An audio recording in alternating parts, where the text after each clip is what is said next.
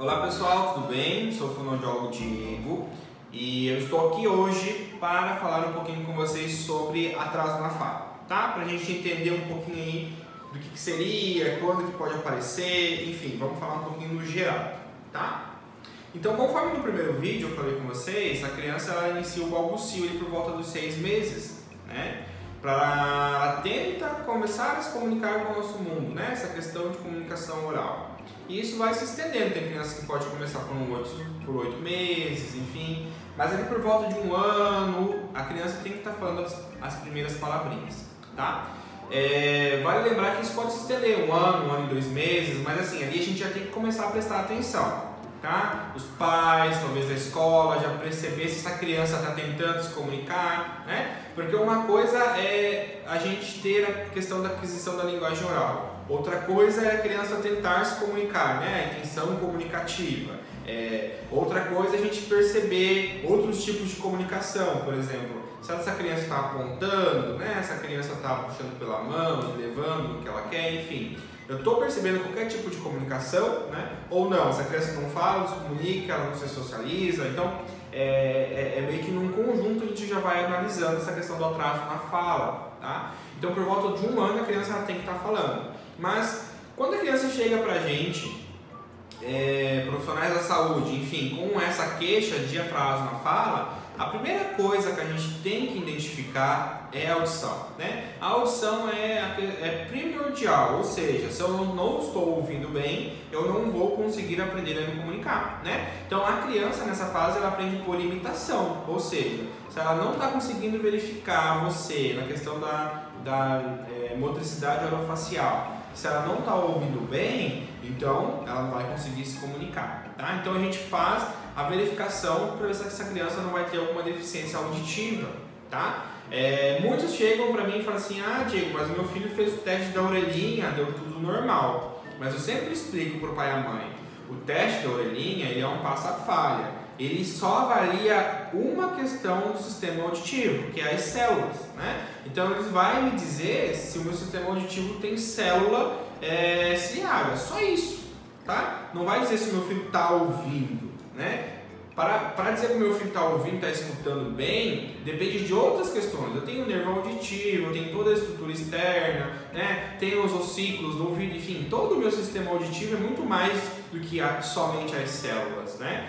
O teste da orelhinha, ele é basicamente um passa-falha, não quer dizer que seu filho passou lá, que talvez ele não vai apresentar. Outra coisa, tem muitas patologias que elas surgem após o nascimento, né? Então a criança fez o teste da orelhinha, deu tudo ok, e tem algumas patologias que vão surgir depois. Então assim, atraso na fala tem que investigar a audição, tem que fazer uma audiometria, tem que, se a criança for muito pequena, tem que fazer o BERA, tem que fazer um outro exame que se chama imitanciometria, que é para avaliar a orelha média, enfim. Então a gente verifica a questão auditiva, tá? Mas além disso, vamos supor, fez a audiometria, fez a questão auditiva, tá tudo bem, se a criança tá tudo bem. Meu filho tem quase 2 anos e está com atraso na fala, né? Então uma criança com 2 anos e ela não esteja falando nada, então tem alguma coisa assim que está totalmente errada. Então 1 ano ali a gente já começa a falar para o pai e a mãe tentar fazer a estimulação em casa, dar algumas dicas, né? 1 ano e 6 meses, 1 ano e 8 meses até 2 anos, essa criança não falou nada, opa, então realmente tem alguma coisa que não está certa. E eu sempre falo, indiferente do diagnóstico da criança, ela precisa de uma estimulação, né? Indiferente do que ela vai ter, ela está com atraso. Então o importante é a gente começar a resolver essa questão do atraso, claro, tentando descobrir o que pode estar acontecendo com esse atraso, tá? Então 2 anos assim é um marco bem importante, a criança já tem que estar falando várias palavrinhas, tá? A aquisição da linguagem oral dela já tem que estar bem desenvolvida, então tem alguma coisa que não vai estar certa, tá?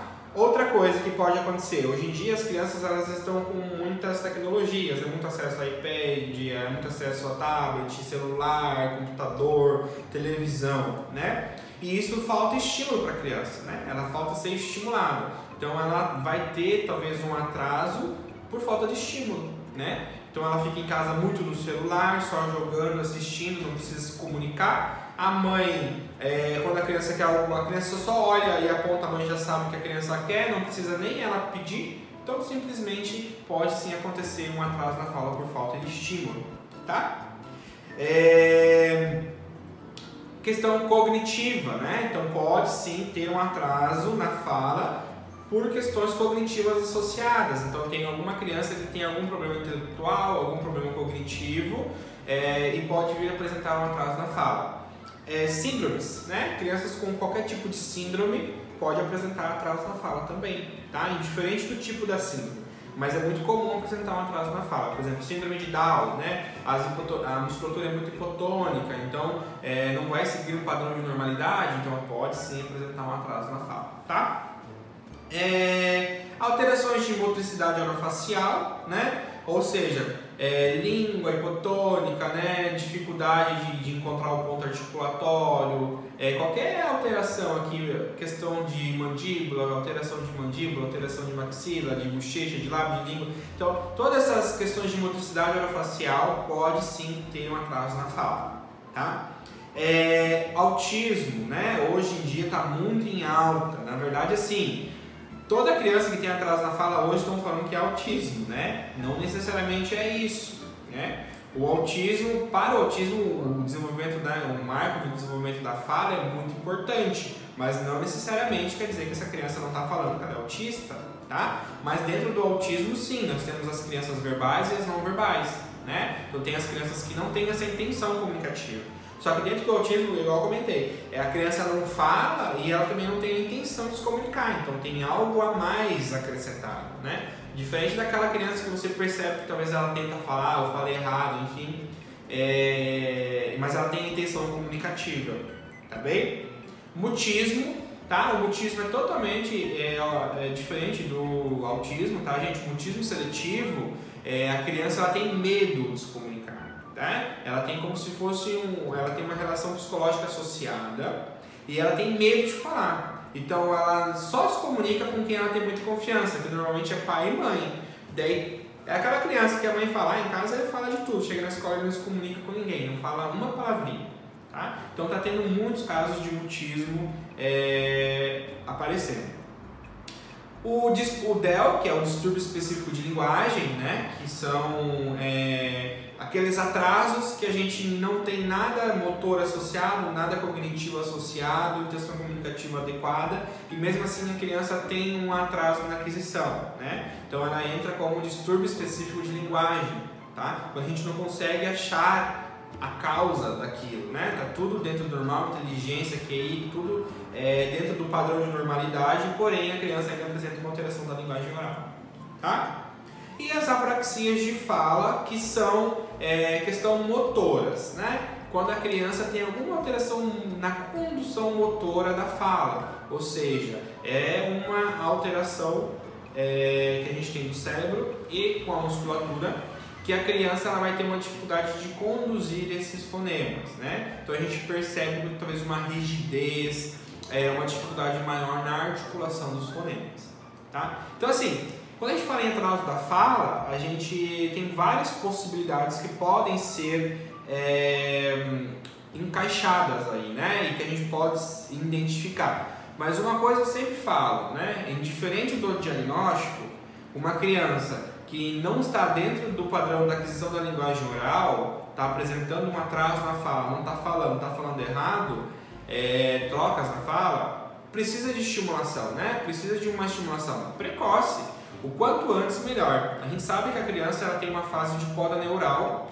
ali por volta de 1 ano e meio, aos 2 anos e pouco, tem uma questão da poda neural, ou seja, o meu cérebro ele vai podar tudo aquilo que não acha interessante, né? Que acaba que eu não estou utilizando. Então, se eu tenho uma criança que ela não está falando nessa hora, nessa idade, então vai ser uma criança que provavelmente vai ter mais dificuldade ainda, porque o cérebro entende que ela não está precisando daquela comunicação, entende?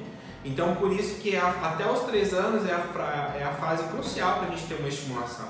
Então, enquanto antes a gente iniciar qualquer tipo de estimulação de atraso na fala, o sucesso da terapia vai ser melhor, tá? Então, vocês professores que estão lá diariamente com as crianças e percebem que aquela criança, é muito natural a gente fazer a comparação com o colega, é natural. A gente faz essa comparação e a gente percebe que tem alguma coisa alterada com aquela criança, tanto na aquisição da linguagem oral como ou dos marcos de desenvolvimento, né? Então é importante fazer o encaminhamento necessário. Converse com o pai, converse com a mãe, chame e fala: mãe, estou percebendo que o Joãozinho está com dificuldade para falar, os amiguinhos já estão falando um pouquinho mais, tal. Não seria interessante você procurar um especialista para verificar essa questão do atraso na fala, né?